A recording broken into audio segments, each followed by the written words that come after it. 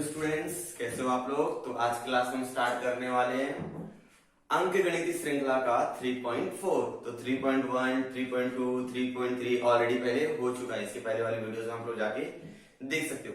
तो 3.4 बाकी था, उसका मैंने एक सवाल यहाँ पर लिख के रखा हुआ है। चलो देर ना करते हुए हम लोग सवाल स्टार्ट कर लेते हैं डायरेक्ट। चलो आ जाइए।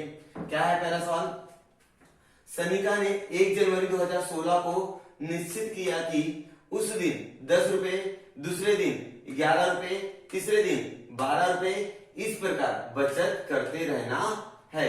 31 दिसंबर 2016 तक उसकी कुल बचत कितनी होगी। तो इस सवाल में यहाँ पर एक लड़की है जिसका नाम क्या है, सनिका है, और उसने 1 जनवरी 2016 को ऐसा डिसाइड किया, ऐसा निश्चित किया कि मैं 1 जनवरी को 10 रुपए, 2 जनवरी को 11 रुपए, इसी तरह करते तरह पूरे 31 जनवरी तक वो पैसे जमा करेगी। तो बताइए सनिका ने उस जनवरी महीने में 2016 जनवरी महीने में कितने रुपए की बचत की होगी। कुल का यहाँ पर आया है, यहाँ पर क्या बोला है, कुल। तो जब मैंने क्या बताया इसके पहले वाले वीडियोस में मैंने बता दिया, जब भी कुल का पूछे कि कुल कितना आएगा रकम, कुल कितने रुपए होंगे, कुल लोग कितने होंगे, तो वहां पर हमको योगफल का सूत्र लगाना है। कौन सा सूत्र लगाना है, योगफल का। एसएन का सूत्र लगाना है। कौन सा सूत्र लगाना है, एसएन का। क्या होता है एसएन का सूत्र, तो पहले मैं यहाँ पर सूत्र लिख देता हूं। एसएन बराबर n/2 ब्रैकेट में 2a प्लस n-1 और गुणे क्या होता है यहाँ पर, d होता है। ये क्या हमारा एसएन का सूत्र है। जब भी योगफल की बात करें, जब भी कुल की बात करें, तो वो वाला सूत्र लगाना है। चलो आप सवाल पे आ जाते हैं। हमारा सवाल क्या बोला है कि 1 जनवरी को सनिका द्वारा 1 जनवरी को की गई बचत। सनिका ने 1 जनवरी कितना रुपया बचाया, 10 रुपया। 2 जनवरी को की गई बचत कितना हो जाएगा, 11 रुपया। 3 जनवरी को की गई बचत कितना रुपया, 12 रुपया। ठीक है, तो इसलिए क्या हो गए, 10, 11 और 12 डॉट डॉट डॉट डॉट। यह क्या है, श्रृंखला है। क्या है, श्रृंखला है। समझ में आ गया, एक श्रेणी बन गई नहीं। तो इस श्रेणी में ए का मान कितना हो गया, 10। अब डी का मान कितना हो गया, 1। कितने का अंतर है, 1 1 का अंतर है। तो डी का मान कितना हो गया, 1 हो गया। हमको क्या निकालना है, 31 जनवरी तक उसके पास कितना रुपया होगा, तो n बराबर हो गया 31। कुल उस महीने में कितने दिन होते हैं, जनवरी महीने में 31 दिन होते हैं। तो सूत्र लगा दीजिए, Sn बराबर n/2 2a प्लस n-1 गुणे d। ठीक है, अब मान रख दीजिए। मान रखेंगे क्या हो जाएगा, बोलिए। S31 मतलब 31 दिन का कुल रकम कितना होगा उसके पास, तो 31/2 2 गुणे ए का मान है 10 प्लस n का मान कितना है, n का मान है 31, 31 माइनस 1, d का मान है 1, 1 रुपया रोज क्या और अब बढ़ रहा है। ठीक है, d मतलब क्या होता है, सामान्य अंतर घट, जब मूल्य बढ़ता है या घटता है या 0 भी हो सकता है। ठीक है, 31/2 2 का गुणा 10 में बोलो कितना आएगा, 20। 31 माइनस 1 30 हो गया 30। ये 20 और 30 क्या होगा, जोड़ दिया जाएगा। पहले ब्रैकेट सोल्व होता है गणित में, तो कितना हो जाएगा यहाँ पर 50। सही, यहां तक समझा है क्या आप लोग को, वेरी गुड। अब 2 से 50 क्या हो जाएगा, काट देंगे, 2 कम 2 और 1 25 12 50 कट जाएगा। हमारे पास आंसर आएगा 31 गुणे 25। 31 का गुणा क्या करेंगे लोग, 25 के साथ करेंगे। कितना आ जाएगा आंसर 31 गुणे 25 का, तो यहाँ पर आप 31 गुणे 25 का आंसर करके दिखा सकते हैं। 31 गुणे 25, 25 से कम 25 का 5 हाथ से लग जाएगा 2, 25 दिया 75 और 77, तो कितना आ जाएगा 775 रुपए 31। समझा यहां तक, हाँ। तो सनिका द्वारा जनवरी 2016 में की गई बचत 775 रुपए है। समझा, चलिए ये पहला सवाल आपको समझ में आ गया। अब स्टार्ट कर लेते हैं दूसरा सवाल। तो मैं यहाँ पर दूसरा सवाल लिख लेता हूं, ठीक है। यहाँ पर सवाल लिख दिया है। सवाल नंबर 2, सवाल नंबर 2 मैंने लिख के रख दिया है। अब सवाल पढ़ लेते एक बार, फिर सवाल हल करने का कोशिश करते हैं। किसी व्यक्ति ने 8,000 रुपए कर्ज लिया तथा उस पर 1,360 रुपए ब्याज देने का वादा किया। प्रत्येक किस्त के बाद 40 रुपए कम करते हुए 12 किस्तों में उसने कर्ज का भुगतान कर दिया, तो उस व्यक्ति को भुगतान की गई पहली तथा अंतिम किस्त ज्ञात करना है। आपको क्या क्या ज्ञात करना है? पहली किस्त ज्ञात करना है और अंतिम किस्त ज्ञात करना है। पहले सवाल पढ़ने के बाद पहले पता कीजिए क्या निकालना है। निकालना क्या है? पहली किस्त। पहली किस्त मतलब ए निकालना रहेगा, ठीक है। और अंतिम किस्त निकालना है मतलब हमको निकालना रहेगा टीएन। क्या निकालना रहेगा? टीएन, क्योंकि ए को पहला पद कहते हैं अंकगणित श्रृंखला में और टीएन को अंतिम पद कहा जाता है, ठीक है। तो हम लोग देख लेते हैं, यहाँ पर एक व्यक्ति है जिसने 8,000 रुपए क्या लिया है? कर्ज लिया है, और 1,360 रुपए क्या है? उसका ब्याज है। तो व्यक्ति कितना रुपया वापस देगा जिससे कर्ज लिया था उसने? 9,360 रुपए। कैसे? 8,000 तो उसने कर्ज लिया था, प्लस उसका ब्याज जुड़ेगा तो 9,360 रुपए क्या दे देगा उसको, कुल रकम उतना देगा। तो मैंने यहाँ पर एक शब्द यूज किया कुल, तो मतलब यहाँ पर एसएन का मान कितना है? 9,360 है, सही बात है। अब प्रत्येक किस्त के बाद 40 रुपया क्या होता है? कम होता है। प्रत्येक किस्त के बाद 40 रुपया क्या होता है? कम होता है। कम होना मतलब माइनस में होना, ठीक है। मैंने कहीं तो पढ़ाया था डी का मान धनात्मक भी हो सकता है, ऋणात्मक भी हो सकता है और 0 भी हो सकता है। जो इसका परिचय नाम का एक वीडियो मैंने बना के रखा इंट्रोडक्शन, उस पर जाके आप लोग देख सकते हो। चलो स्टार्ट कर लेते हैं हम लोग। तो यहां पर हल, व्यक्ति द्वारा भुगतान की गई रकम या राशि बोलिए या रकम बोलिए, बराबर 8,000 प्लस 1,360 रुपया। 8,000 तो उसने कर्ज लिया था, प्लस 1,360 रुपया क्या? ब्याज। दोनों जुड़ जाएगा, हमारा आंसर कितना आने वाला है? 9,360 रुपया। तो ये 9,360 रुपया क्या हो जाएगा? एसएन बराबर 9,360 रुपए, ठीक है। अब कितने साल के लिए लिया था उसने? 12। तो एन बराबर कितना हो जाएगा? यहाँ पर 12 हो जाएगा।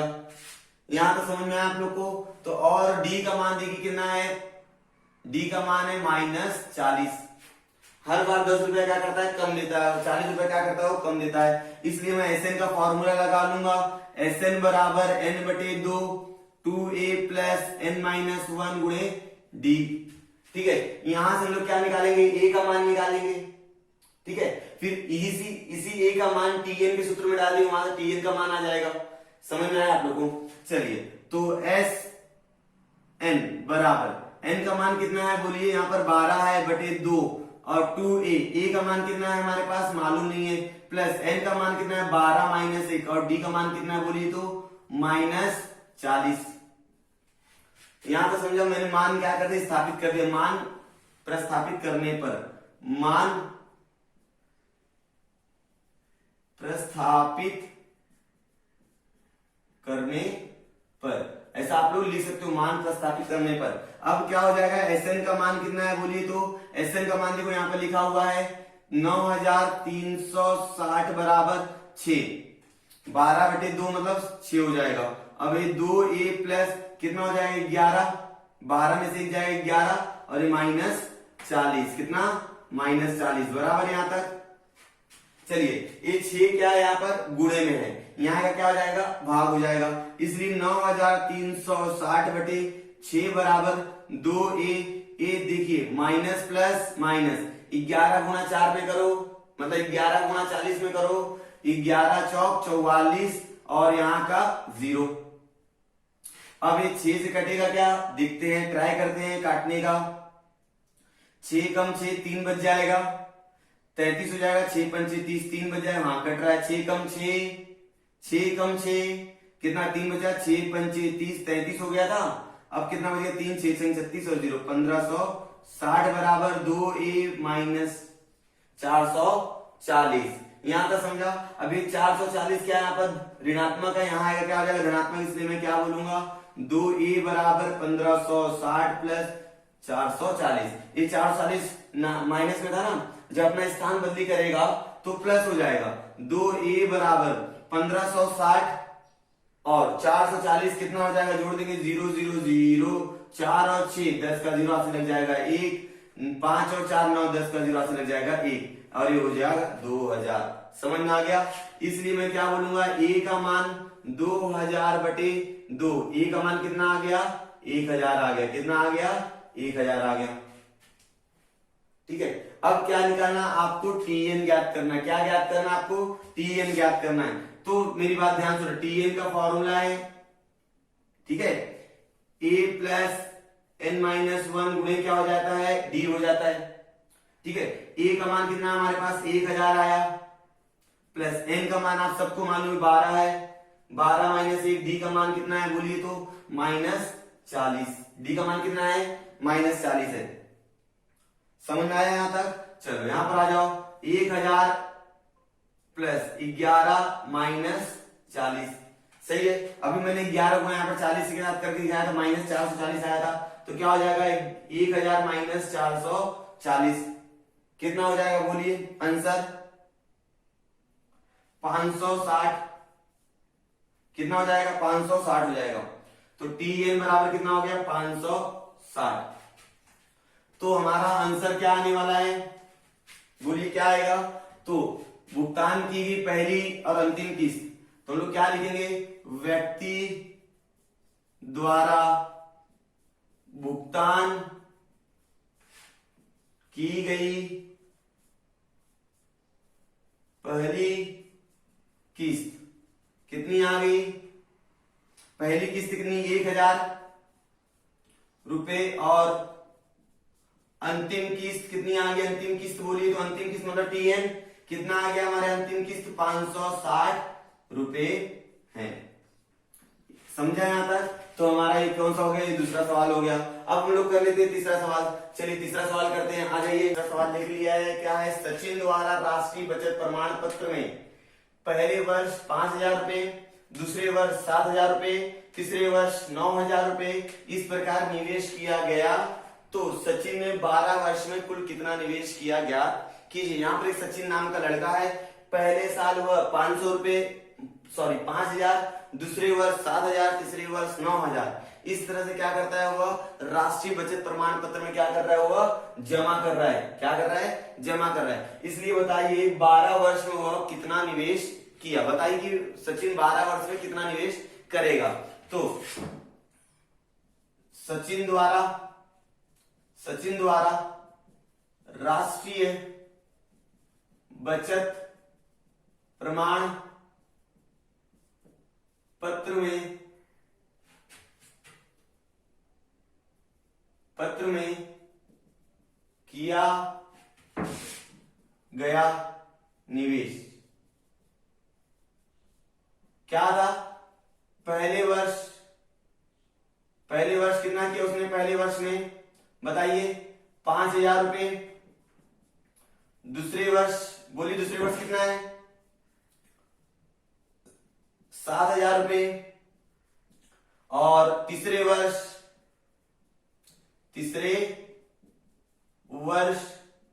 9000 रुपए। ठीक है, इसलिए हम लोग क्या बोलेंगे, 5000, 7000 और 9000 डॉट डॉट डॉट, यह क्या है, श्रृंखला है। क्या है यह श्रृंखला, दिखाई दे रही है ना, क्यू दिखाई दे रही है। क्यू इस सब में डी का मान क्या है, समान है। यहाँ पर डी का मान कितना है 2000 है। देखिए डी मतलब दो पदों के बीच में अंतर, तो 5000 और 7000 के बीच में कितने अंतर है, 2000 का अंतर है। तो डी का मान क्या हो गया 2000 हो गया। यहाँ पर 7000 और 9000 में कितने अंतर है 2000 का, तो यहाँ डी का मान क्या हो जाएगा 2000 हो जाएगा। इसलिए क्या बन गई, ये श्रृंखला बन गई। इसलिए यहाँ पर ए का मान कितना आ जाएगा 5000 और डी का मान कितना आ जाएगा 2000 आ जाएगा। ठीक है, और सचिन कितने साल के लिए पैसा जमा कर रहा है, तो 12।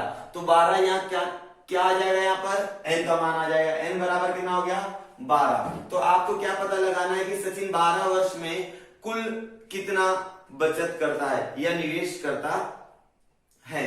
तो कुल ज्ञात करने बोला मतलब एसएन का फॉर्मूला लगाना है। एसएन बराबर एन बटे 2, 2a n-1 और गुणे क्या हो जाएगा डी हो जाएगा। ये हमारा क्या है, सूत्र है।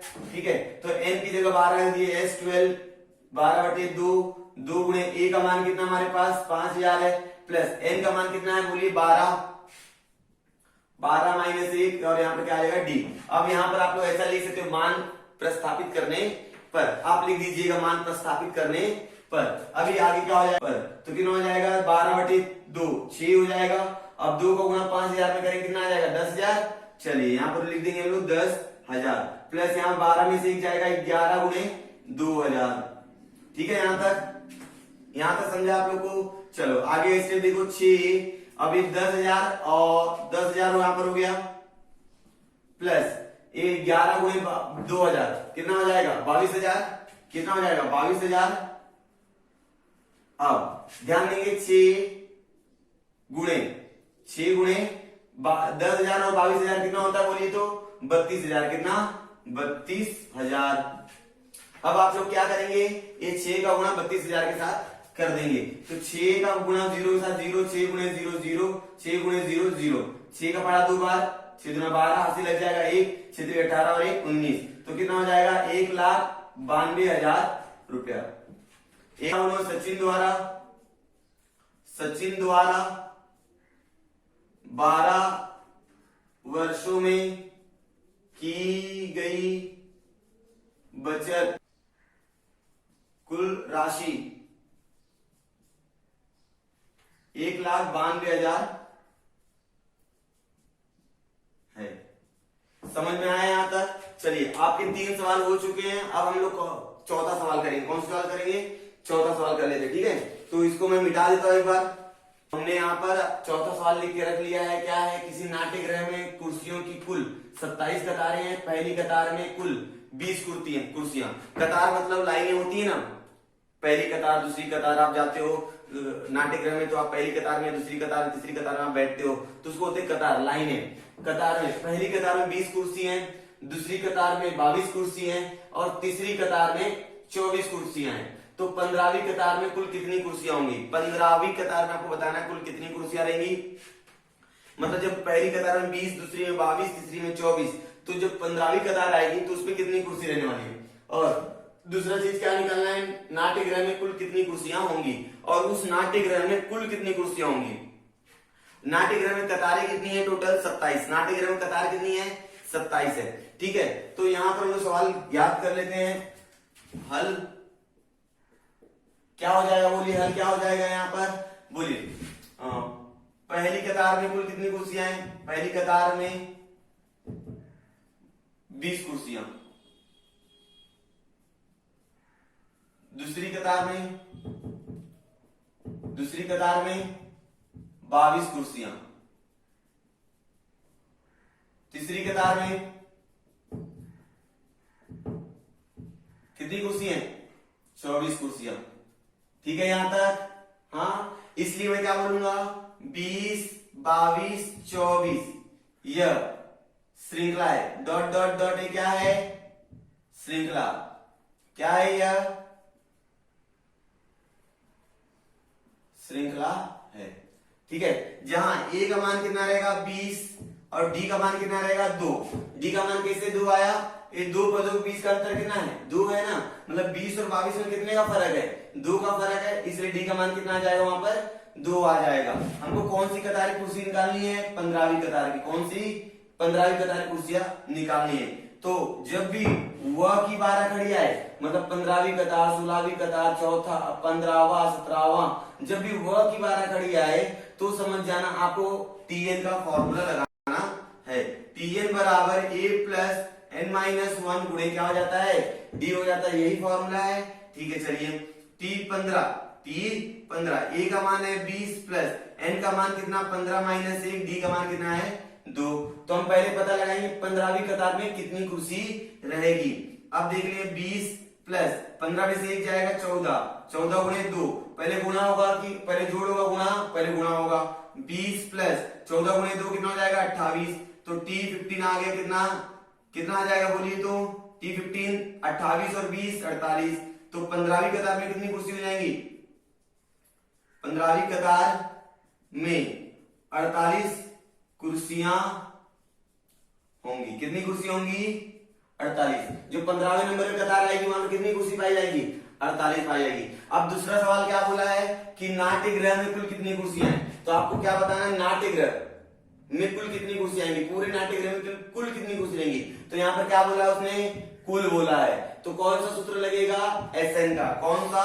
SN का। तो SN बराबर n/2 2a प्लस n-1 गुणे क्या आ जाएगा? D आ जाएगा। ठीक है, यहाँ तक बहुत आसान है। n का मान मतलब पूरी कतार में कितनी कतारें हैं, पूरी सभागृह में, सॉरी पूरे नाट्यगृह में कितनी कतारें हैं? 27। तो क्या लिख देंगे? 27/2। 2 गुणे a का मान कितना हमारे पास? 20। n का मान मालूम है क्या आप लोग को? नहीं। 27 माइनस 1। और d का मान कितना है बोलिए? तो d का 2, क्योंकि 2 कुर्सियां बढ़ते जा रही हैं। तो 27/2 और 2 का गुणा 20 में 40 प्लस 27 में से एक जाएगा 26। 26 गुणे 2। समझा यहां तक? चलिए आगे आ जाते हैं। 27/2 27/2 तो यहाँ पर 40 प्लस 26 गुना 52। 40 और 52 कितना होता है बोलिए तो मुझे? 92। 27 गुणे 2 और 1 92। यहां तक आ गया। अब 2 से क्या करें? 92 को भाग दे देंगे तो कितना आ जाएगा बोलिए? 27 गुणे 2 का गुणे इसमें 2 चौक 8 2 चौक 12 46। तो अब क्या करेंगे हम लोग? यहां ध्यान देंगे थोड़ा सा। देखो मैं यहां कर दे रहा इसको, इसलिए क्या 27 गुणे 46। अब 27 गुणे 46 कितना होता है? आप गुणा कर लीजिए तो 1242 कुर्सियां होंगी। नाट्य गृह में 1242 कुर्सियां होंगी। यहां तक समझा आप लोगों को? चलिए तो ये आपका चौथा सवाल हो गया। अब हम लोग करने वाले कौन सा सवाल? पांचवा सवाल। चलो मैं लिख देता सवाल। पहले हमने यहाँ पर पांचवा सवाल लिख दिया है। पहले सवाल पढ़ लेते फिर उसको हल करेंगे। ठीक है, चलिए तो क्या है सवाल? कारगिल में क्या है? कारगिल में किसी सप्ताह के सोमवार से शनिवार तक का तापमान दर्ज किया गया। ठीक है, सोमवार से लेकर शनिवार। सोमवार शनिवार कितना दिन होता है हमारे पास? 5-6 दिन होता है। कितना होता है? सोमवार मंगलवार बुधवार गुरुवार शुक्रवार शनिवार। टोटल कितने दिन होते हैं? 6 दिन होते हैं। तो बाद में ध्यान आया कि दर्ज जानकारी अंकगणित श्रृंखला में जब मैं सोमवार शनिवार का तापमान दर्ज किया तो उनको बाद में ध्यान आया कि दर्ज की गई जो जानकारी है वह किसमें है? अंकगणितीय श्रृंखला में है। सोमवार तथा शनिवार के तापमान का योगफल। अब सोमवार और शनिवार के तापमान का योगफल मंगलवार तथा शनिवार के तापमान के योगफल से 5 अधिक है। सोमवार और शनिवार के तापमान का योगफल मंगलवार और शनिवार के तापमान के योगफल से 5 क्या है? अधिक है। ये क्या है? शर्त है। क्या है? शर्त है। इसको हमको क्या करना पड़ेगा? हल करना पड़ेगा। और सोमवार से लेकर शनिवार के तापमान सारे दिनों का तापमान हमको क्या करना है? यहाँ पर निकालना है। यदि बुधवार का तापमान -30 डिग्री सेल्सियस हो तो प्रत्येक दिन का तापमान ज्ञात कीजिए। लेकिन यहाँ पर हमको एक राहत की बात है कि एक दिन मतलब बुधवार का जो तापमान वह दे दिया गया है। मतलब हम लोग क्या करेंगे? बुधवार का तापमान का उपयोग करके हम लोग आगे सारे तापमान ज्ञात करेंगे। माना तो हल करेंगे। माना सोमवार से शनिवार तक का तापमान क्रमशः T1 degree Celsius, T2 degree Celsius, T3 degree Celsius, T4 degree Celsius सोमवार मंगलवार बुधवार गुरुवार। ठीक है, और T5 डिग्री सेल्सियस और T6 डिग्री सेल्सियस। ठीक है, क्यों? तापमान को टेम्परेचर कहते हैं इंग्लिश में, इसलिए मैंने टी मान लिया। और तापमान की क्या है? डिग्री सेल्सियस है, इसलिए आगे क्या लगा दिए? जी लगा दिए। समझ में आ गया? और एक बात सुनो, यहाँ पर बुधवार का तापमान कितना दिया है? लिख लेंगे बुधवार का तापमान। बुधवार का तापमान कितना दिया? बुधवार का तापमान -30 डिग्री सेल्सियस। बुधवार मतलब T3। देखो सोमवार मंगलवार बुधवार। ठीक है, T3 है। ठीक है ना? तो T3 का मान यहाँ पर कितना देख के रखा है? -30 डिग्री सेल्सियस। समझ में आ गया यहाँ तक? पक्का? अब हम लोग क्या करेंगे? इसका उपयोग करेंगे। TA का फॉर्मूला है ना, वहां पर उपयोग करेंगे इसका। Tn बराबर a plus n minus one गुणे क्या होता है d, ये क्या है आपका सूत्र है, ठीक है।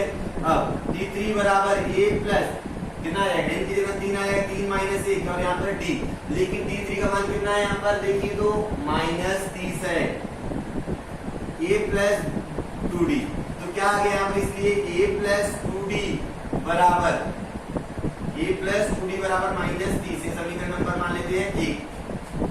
ये हल नहीं होगा, क्यों नहीं हल होगा, क्योंकि यहाँ पर a का भी मान नहीं मालूम है और d का भी मान नहीं मालूम है, तो हम लोग इसको एक बार रख देंगे। अब आगे का सुनिए क्या होता है, सोमवार तथा शनिवार के तापमान का योगफल, सोमवार का तापमान प्लस शनिवार का तापमान, दोनों क्या क्या योगफल किया, बराबर जो है वह मंगलवार, आप पढ़ सकते हो आप लोग, मंगलवार प्लस मंगलवार का तापमान प्लस शनिवार का तापमान, जो सोमवार का तापमान शनिवार के तापमान का योगफल है वो मंगलवार के तापमान और शनिवार के तापमान के योगफल से 5 अधिक है, ठीक है। यहाँ तक तो सोमवार का तापमान क्या हो जाएगा बोलिए तो T1 degree Celsius plus T2 degree, शनिवार T6 है, T6 डिग्री सेल्सियस बराबर रहेगा, मंगलवार को मैंने क्या माना है T2 माना है, T2 डिग्री सेल्सियस प्लस शनिवार को क्या माना है T6 माना है, T6 डिग्री सेल्सियस प्लस 5। यहाँ तक समझ में आया आप लोग को पक्का।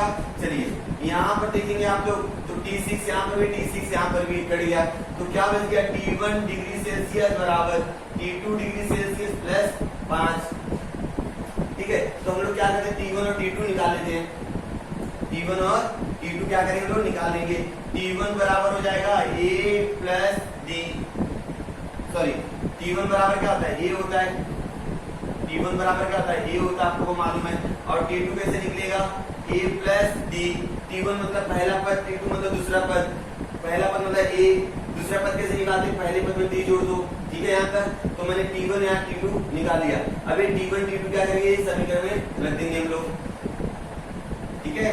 चलिए T1 क्या है a है, a बराबर T2 का मान कितना है a प्लस d है, a प्लस d प्लस कितना हो जाएगा 5 हो जाएगा। यहाँ तक समझ में आया आप लोग को। अब सुनिए a क्या हो गया कट गया, a क्या हो गया कट गया। अब सुनो d बराबर क्या हो जाएगा -5, चलो 1 का तो मान आ गया, फाइनली 1 का मान आ गया, मतलब d का मान आ गया। अब इस d का मान इस समीकरण में रख दो, समीकरण 1 में, तो लोग क्या बोलेंगे d बराबर -5, समीकरण 1 में रखने पर समीकरण 1 क्या हमारे पास a प्लस 2d है, a प्लस 2d बराबर -30 है, ठीक है। और वहां पर d का मान कितना रखना हमको -5 रखना है, a प्लस 2 -5 बराबर -30, ठीक है, a -10 बराबर -30, सही है यहाँ तक। हाँ देख लीजिए आप लोग कहीं तो गलत तो नहीं हुआ, कहीं नहीं ना। चलिए आगे, इसलिए मैं क्या बोलूंगा a बराबर -30 प्लस 10, इसलिए a बराबर क्या आ जाएगा -20 हो जाएगा, समझ में आ गया आप लोगों को -20, ठीक है। अब d का मान आ गया -5, a का मान आ गया -20। अब हम लोग क्या निकालें, सोमवार से लेकर शनिवार का तापमान निकालेंगे, सोमवार से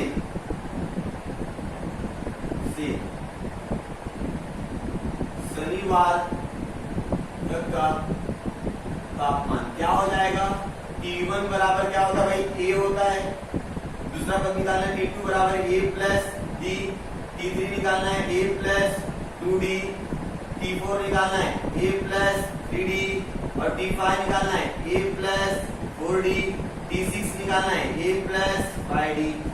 ये हमारा सूत्र है, ठीक है ना। अगर आपको अगला पद चाहिए पिछले वाले पद में क्या करो d जोड़ दो, समझ में आ गया। T1 बराबर a होता है, T2 बराबर a प्लस d हो जाएगा। अब T3, अब इसके अंदर एक और d जोड़ दो, तो T3 निकालना जिसके अंदर एक d जोड़ दो तो 2d हो जाएगा। यहाँ पर समझा होगा आप लोग को, ठीक है। चलिए निकालते हैं, a का मान कितना -20, d का मान कितना -20 -5 कितना हो जाएगा -25, तो अब d3 का मान कितना हमारे पास, सुनिए 8 माइनस 20 प्लस 2 गुणे माइनस 5 कितना हो जाएगा बोलिए तो -30।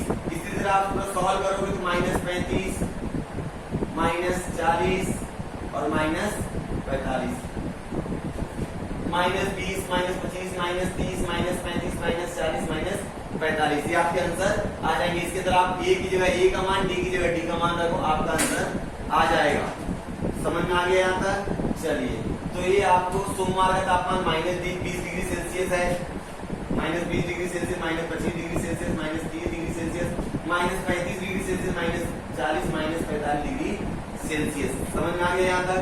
अब हमारा 5वां सवाल हो गया। अब हम करेंगे 6ठा सवाल, ठीक है?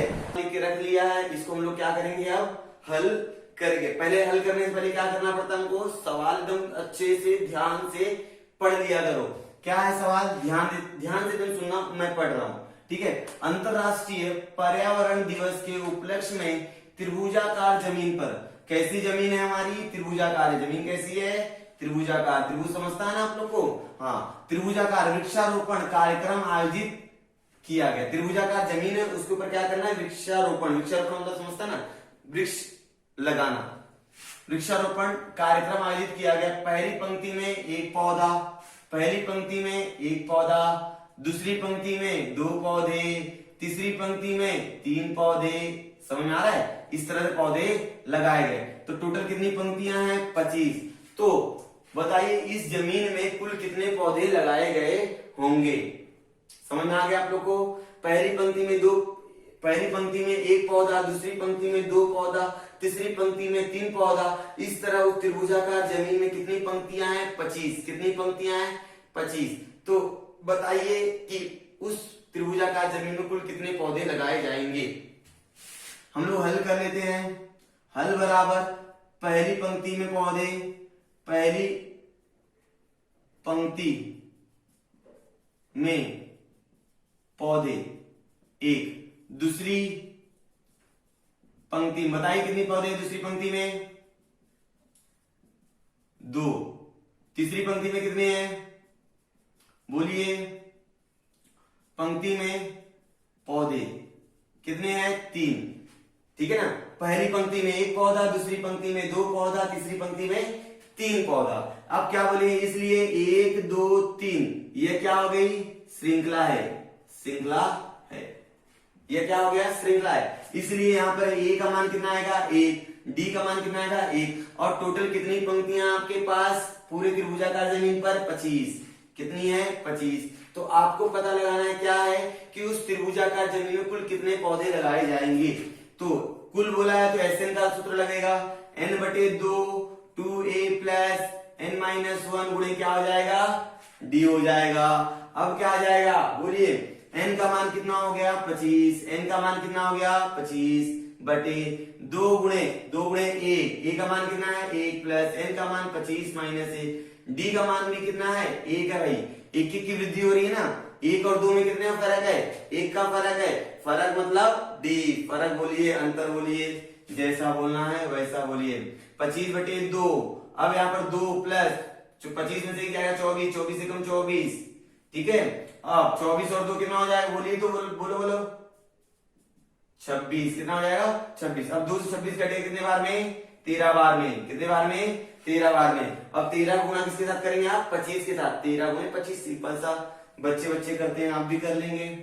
13 × 5 = 65 का 5 हासिल लग गया, 6, 13 दूना 26 और 6 32, तो 325 पौधे, ठीक है ना? तो उस त्रिभुजाकार जमीन पर 325 पौधे लगेंगे। त्रिभुजाकार जमीन पर कितने पौधे लगेंगे?